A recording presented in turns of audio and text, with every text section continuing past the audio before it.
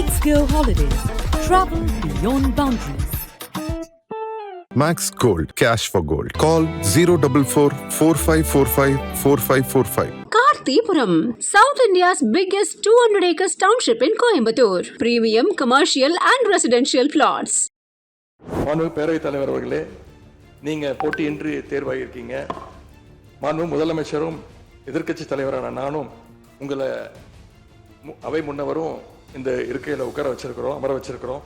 இன்னைக்கு உங்கள் கையை பிடிச்சி அழைச்சிட்டு வந்து உட்கார வச்சிருக்கிறோம். புதிதாக பாராளுமன்றம் அமையும் போது ஸ்பீக்கர் பதவிக்கு ஒருவர் அறிவிக்கப்பட்டவுடன் அவர் உடனே தலை தப்பித்தால் போதும் என்று ஓட்டம் பிடிப்பார்.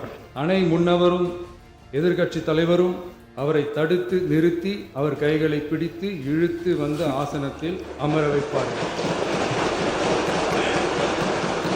ஓர் உறுப்பினரை கொண்ட கட்சிகள் இங்கே இடம் பெற்றிருந்தாலும் அவர்களுடைய கருத்துகளுக்கும் அதிக எண்ணிக்கை பெற்ற தமிழக வெற்றி கழக உறுப்பினர்கள் தெரிவிக்கும் கருத்துகளுக்கும் சமமாகவே மதிப்பளிக்கப்பட்டு நல்லவை ஏற்கப்பட்டு அல்லவை நிராகரிக்கப்பட்டு ஜனநாயகத்தின் இதயமாகவும் மூளையாகவும் இப்பேரவை செயல்பட வேண்டும். அந்த அரசியல் நாகரிகம் இந்த பேரவையிலும் தொடரணும் அப்படிங்கிறதா எங்களுடைய எண்ணம், எதிர்பார்ப்பு.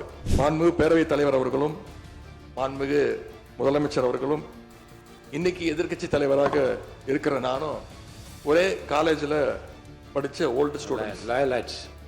ஒரே காலேஜில் நாம் படிச்சிருந்தாலும் அரசாங்கத்தை நடத்துறதுல திமுக தான் சீனியர் பேட்ச், நாங்கள் தான் சீனியர்ஸ். அந்த அடிப்படையில் எங்களுடைய நாலேஜையும் எக்ஸ்பீரியன்ஸையும் நாங்கள் ஷேர் பண்ணிக்க ரெடியாக இருக்கோம். அதை ஏற்றுக்க நீங்களும் தயாராக இருங்க. மாண்புமிகு எதிர்கட்சி தலைவர் திரு உதயநிதி ஸ்டாலின் அவர்கள்.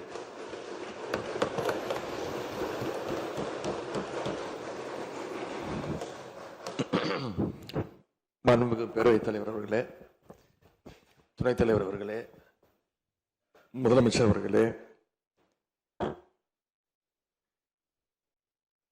17வது சட்டமன்ற பேரவையின் எதிர்க்கட்சி தலைவராக எனது முதல் உரை இது. பகுத்தறிவு பகலவன் தந்தை பெரியார், தமிழ்நாட்டுடைய தலைமகன் பேரறிஞர் அண்ணா, நவீன தமிழ்நாட்டுடைய சிற்பி முத்தமிழறிஞர் டாக்டர் கலைஞர்,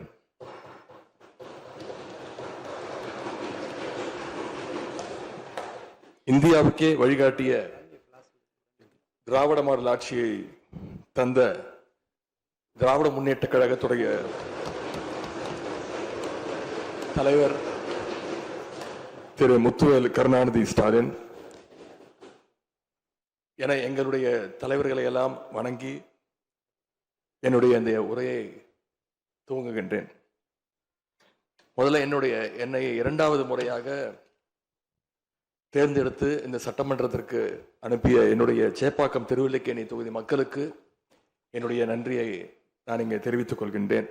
அதே போல எங்கள் தலைவர் தலைமையிலான திராவிட முன்னேற்ற கழகத்துடைய கூட்டணிக்கு 1,52,82,782 வாக்குகளை தந்த தமிழ்நாட்டு மக்களுக்கு என்னுடைய நன்றியை நான் தெரிவித்துக் கொள்கின்றேன். அதேபோல எங்களுடைய கூட்டணி சட்டமன்ற உறுப்பினருடைய வெற்றிக்காக உழைத்த திராவிட முன்னேற்ற கழகத்துடைய அனைத்து நிர்வாகிகளுக்கும், முத்தமிழறிஞர் டாக்டர் கலைஞருடைய உயிரினும் மேலான அன்பு உடன்பிறப்புகளுக்கும், தோழமை இயக்க தலைவர்களுக்கும் தொண்டர்களுக்கும் என்னுடைய நன்றியை நான் தெரிவிச்சுக்கிறேன். இந்த அவையில என் கூட நின்று எனக்கு வழிகாட்டக்கூடிய எதிர்க்கட்சி துணைத் தலைவர் அண்ணன் திரு KN நேரு அவர்களுக்கும், எங்களுடைய கொறடா அண்ணன் வேலு அவர்களுக்கும், துணை கொறடா அண்ணன் திரு கோவி செழியன், செயலாளர் அண்ணன் திரு தங்கம் தென்னரசு, பொருளாளர் அண்ணன் திரு MRK பன்னீர்செல்வம் ஆகியோருக்கும், கழக சட்டமன்ற உறுப்பினர்களுக்கும் என்னுடைய நன்றியை நான் தெரிவிச்சுக்கிறேன். சட்டமன்றத்தில் நேற்று நாம அத்தனை பேரும் பதவி பிரமாணம் செஞ்சுக்கிட்டோம். அதன் பின்பு இன்னைக்கு முதல் நடவடிக்கையா பேரவைத் தலைவரை இன்றைக்கு தேர்ந்தெடுத்திருக்கிறோம். வரலாற்று சிறப்புமிக்க இந்த சட்டப்பேரவையில மாண்புமிகு பேரவைத் தலைவராக தேர்ந்தெடுக்கப்பட்டிருக்கக்கூடிய உங்களுக்கும், துணைத் தலைவராக தேர்வு செய்யப்பட்டிருக்கக்கூடிய திரு ரவிசங்கர் அவர்களுக்கும் எங்களுடைய தலைவர் சார்பாகவும் கழக சட்டமன்ற உறுப்பினர்கள் சார்பாகவும் மீண்டும் என்னுடைய வாழ்த்துக்களை நான் தெரிவிச்சுக்கிறேன். மாண்புமிகு பேரவைத் தலைவர் அவர்களே, இங்கே ஏற்கனவே எல்லாரும் குறிப்பிட்டது போல நானும் கேள்விப்பட்டிருக்கேன். நீங்க எப்பொழுதுமே சிரித்த முகத்துக்கு சொந்தக்காரர்னு கேள்விப்பட்டிருக்கிறேன். அது மட்டும் இல்லை, எல்லோருடையும் மிகுந்த அன்போடு பழகக்கூடியவர் அப்படின்னு பலர் சொல்லி நான் கேள்விப்பட்டிருக்கிறேன். இதே சட்டப்பேரவையில் 1980ஆம் ஆண்டு தேர்தலையும் 2011 சட்டமன்ற தேர்தலையும் நீங்க வெற்றி பெற்று ஒரு சிறந்த சட்டமன்ற உறுப்பினராக நீங்க பணியாற்றி இருக்கிறீங்க. எனவே பேரவையுடைய மரபுகளும் விதிகளும் உங்களுக்கு புதுசு கிடையாது. நீங்க தேர்ந்தெடுக்கப்பட்ட இப்பொழுது சேர்த்து 3 முறையும் ஆளுங்கட்சி உறுப்பினராக சட்டமன்றத்துக்குள்ள நீங்க வந்திருக்கிறீங்க.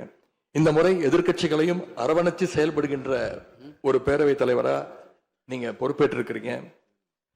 அந்த பொறுப்புல ரொம்ப சிறப்பா நடுநிலைமையோடு செயல்படுவீங்க அப்படிங்கிறது தான் எங்க அத்தனை பேருடைய எதிர்பார்ப்பு.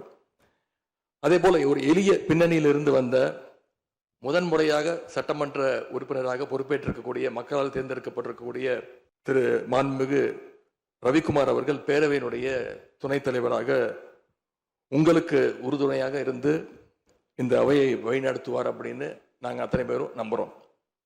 மாண்புமிகு பேரவைத் தலைவர் அவர்களே, நம்முடைய மாண்பு முதலமைச்சர் அவர்கள் நேற்று எங்களுடைய தலைவருடைய வீடுகளுக்கும் அனைத்து கட்சி தலைவருடைய வீடுகளுக்கும் சென்று வாழ்த்துக்கள்லாம் பெற்றுக்கிட்டு போனார். அந்த அரசியல் நாகரிகம் இந்த பேரவையிலும் தொடரணும் அப்படிங்கிறதா எங்களுடைய எண்ணம், எதிர்பார்ப்பு. ஏற்கனவே நான் சொல்லியிருந்தாலும் மறுபடியும் சொல்ல விரும்புகிறேன். திராவிட முன்னேற்ற கழகம் இந்த சட்டப்பேரவையில் எதிரி கட்சியா இல்லாம ஒரு ஆக்கப்பூர்வமான எதிர்கட்சியாக நிச்சயம் செயல்படும். எங்க தலைவர் அவர்கள் சொன்ன மாதிரி திராவிட முன்னேற்ற கழகம் என்னைக்குமே ஒரு ஆக்க சக்தி தான். மாண்புமிகு பேரவைத் தலைவர்களே, இந்த பேரவைக்குன்னு ஒரு மிகப்பெரிய வரலாறு இருக்கு. இன்னைக்கு இந்தியாவில் பண்பாட்டு ரீதியாகவும் பொருளாதார ரீதியாகவும் தமிழ்நாடு சிறப்பா முன்னேறி இருக்கு அப்படின்னா இந்த பேரவையில் நடந்த விவாதங்கள், எடுக்கப்பட்ட முடிவுகள், இயற்றப்பட்ட சட்டங்கள், நிறைவேற்றப்பட்ட தீர்மானங்கள் இதெல்லாம் தான் ஒரு காரணம். பிற மாநிலங்களுக்கெல்லாம் ஒரு எடுத்துக்காட்டாக வழிகாட்டக்கூடிய வகையில் செயல்பட்டு இந்தியாவையே திரும்பி பார்க்க வச்ச சட்டமன்ற பேரவை இந்த தமிழ்நாட்டு சட்டமன்ற பேரவை. அப்படிப்பட்ட இந்த பேரவையில் ஆரோக்கியமான ஆக்கப்பூர்வமான விவாதங்களுக்கு இடம் கொடுத்து ஜனநாயக மாண்புகளுக்கு முக்கியத்துவம் கொடுத்து பேரவைத் தலைவர் அவர்கள் என்றைக்கும் நடுநிலைமையோடு செயல்பட வேண்டும் என்று நாங்கள் அனைவரும் விரும்புகின்றோம். அனைவருக்குமான அரசாக உங்களுக்கு வாக்களிக்காத மக்களுக்குமான அரசாக செயல்படும்னு நான் விரும்புகிறேன். இந்த நேரத்தில் இன்னொரு விஷயத்தையும் இங்கே நினைவுபடுத்த விரும்புகிறேன். மாண்புமிகு பேரவைத் தலைவர் அவர்களும் மாண்புமிகு முதலமைச்சர் அவர்களும் இன்னைக்கு எதிர்க்கட்சி தலைவராக இருக்கிற நானும் ஒரே காலேஜில் படித்த ஓல்டு ஸ்டூடெண்ட்ஸ். ஒரே காலேஜில் நாம் படிச்சிருந்தாலும் அரசாங்கத்தை நடத்துறதுல திமுக தான் சீனியர் பேட்ச். அது உங்களுக்கு தெரியும். 1967 ஆட்சிக்கு வந்தது திமுக தான். நாங்கள் தான் சீனியர்ஸ். அந்த அடிப்படையில் எங்களுடைய நாலேஜையும் எக்ஸ்பீரியன்ஸையும் நாங்கள் ஷேர் பண்ணிக்க ரெடியாக இருக்கோம். அதை ஏற்றுக்க நீங்களும் தயாராக இருங்க. ஏன்னா நமக்கு எப்பவுமே தமிழ்நாட்டு மாநிலத்துடைய நலன்தான் மிக மிக முக்கியம். மாண்புமிகு பேரவைத் தலைவர் அவர்களே, நீங்கள் போட்டியின்றி தேர்வாகியிருக்கீங்க. மாண்புமிகு முதலமைச்சரும் எதிர்க்கட்சி தலைவரான நானும் உங்களை அவை முன்னவரும் இந்த இருக்கையில் உட்கார வச்சிருக்கிறோம், அமர வச்சிருக்கிறோம். இன்னைக்கு உங்கள் கையை பிடிச்சி அழைச்சிட்டு வந்து உட்கார வச்சிருக்கிறோம். இனி எங்கள் 2 தரப்பையும் நீங்கள் தான் கையை பிடிச்சி அரவணைச்சு கோவம் இல்லாமல் கோவப்படாமல் நீங்கள் கோவப்பட மாட்டீங்கன்னு தெரியும். உங்களை கோவப்படுத்துகிற மாதிரி எந்த செயலையும் நாங்கள் செய்ய மாட்டோம். மாண்புமிகு பேரவைத் தலைவர் அவர்களே, மக்களே மக்களுக்காக மக்களால் நடத்தும் ஆட்சி மக்களாட்சி என்றார் அமெரிக்க முன்னாள் குடியரசுத் தலைவர் திரு ஆப்ரஹாம் லிங்கன். இன்றைக்கு அமைந்துள்ள மக்களாட்சி மலர்வதற்கு மக்களிடம் உள்ள பெரும் எதிர்பார்ப்பு, அவர்களுடைய எதிர்பார்ப்புகளை இப்பேரவையின் கவனத்திற்கு கொண்டு வந்து அதனை செயல்படுத்துவதற்கான திட்டங்களை, சட்டங்களை அமல்படுத்த வேண்டிய பொறுப்பு இப்பேரவைக்கு உள்ளது. அதிகமான மக்கள் அதிக நன்மைகளை இந்த ஆட்சி காலத்தில் நன்மை பெற்றுள்ளார்கள் என்கிற வகையில் நம்முடைய செயல்பாடுகள் அமைய வேண்டும். இங்கே அனைவரும் சமம்.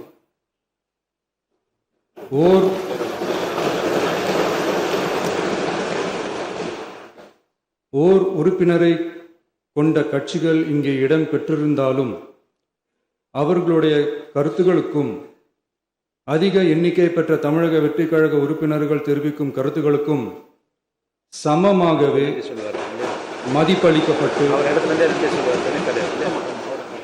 நல்லவை ஏற்கப்பட்டு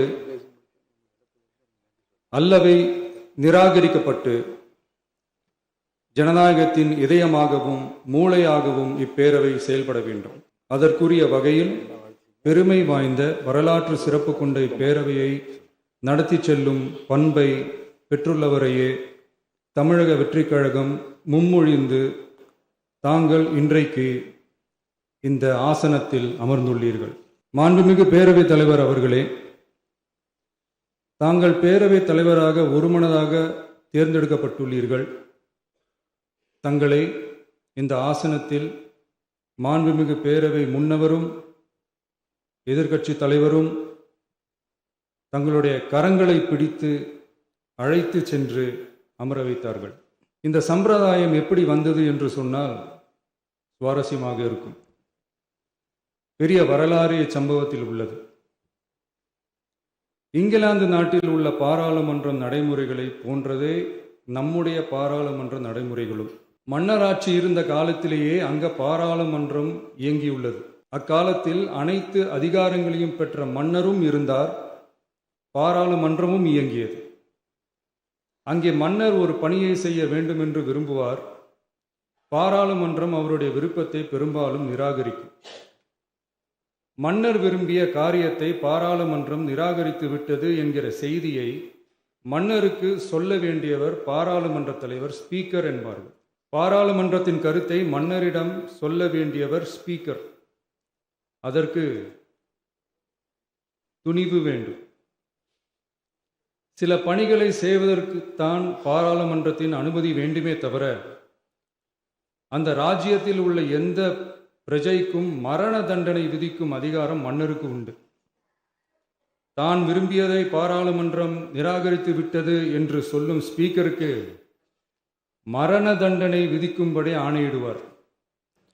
தலையை விடுங்கள் என்று ஆணையிடுவார்கள். இது பலமுறை நடந்ததால் யாருமே இந்த ஸ்பீக்கர் பதவிக்கு வர விரும்ப மாட்டார்கள்.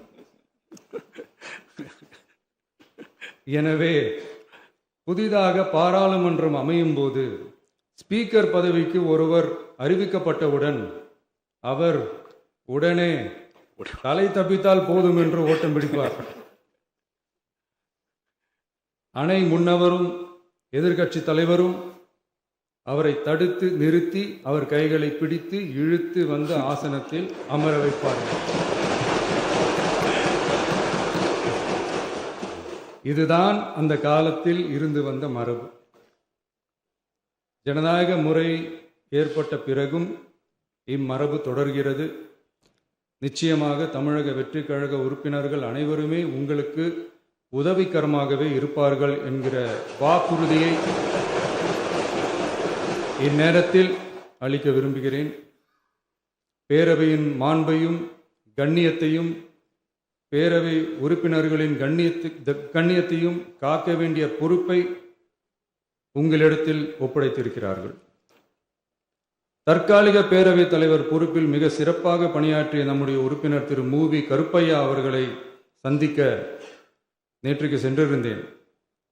அங்கே முந்தைய பேரவைத் தலைவர்கள் படங்களை கண்ணுற்ற போது, அவர்களை பற்றி அறிந்தபோது உண்மையிலே எனக்கு பெருமிதம் தந்தது. ஏனென்றால் எடுத்துக்காட்டாக விளங்கும் திரு ஜே சிவ சண்முகம் பிள்ளை, டாக்டர் யு கிருஷ்ணராவ், திரு எஸ் செல்லப்பாண்டியன் அவர்களுடைய வரிசையில் மிக சரியான ஒருவரையே நாம் முன்மொழிந்துள்ளோம் என பெருமை அடைந்தேன். அதே போன்றுதான் நம்முடைய பேரவை துணைத் தலைவர் அவர்களும் நீங்கள் இருவருமே மிக சாதாரண குடும்பத்தில் பிறந்து மக்கள் பணியாற்ற வேண்டும் என்கிற அவாவில் செயல்பட்டு வந்தவர்கள். குணம் நாடி குற்றமும் நாடி அவற்றுள் மிகை நாடி மிக்க கொளல் எனும் வள்ளுவரின் வாய்மொழிக்கேற்ப சட்டமன்ற நடவடிக்கைகள் சீராக, செம்மையாக, அமைதியாக நடைபெறும் வகையிலும் சட்டமன்ற ஜனநாயக பண்புகள், நெறிமுறைகள் பேணி பாதுகாக்கப்படும் வகையிலும் இந்த அவைக்கு பேரவைத் தலைவரும் பேரவை துணைத் தலைவரும் பெருமை சேர்ப்பீர்கள் எனும் நம்பிக்கை எனக்கு உண்டு. அரசியலுக்கு அப்பாற்பட்டு மனிதர்களை மதிக்கும் நல்ல பண்புகள் நிலைநாட்டப்பட வேண்டும். தமிழ் பண்பாடு போற்றப்பட வேண்டும். அவையின் மரபும் மாட்சிமையும் மதிப்பும் காக்கப்பட வேண்டும் என்ற நல்லெண்ணத்தின் அடிப்படையில் அந்த பதவி ஏற்றுள்ள தங்கள் இருவராலும் காப்பாற்றப்படும் என்னும் நம்பிக்கையை மீண்டும் தெரிவித்து என் உரையை நிறைவு செய்கிறேன். நன்றி, வணக்கம். Let's go holidays. Travel beyond boundaries.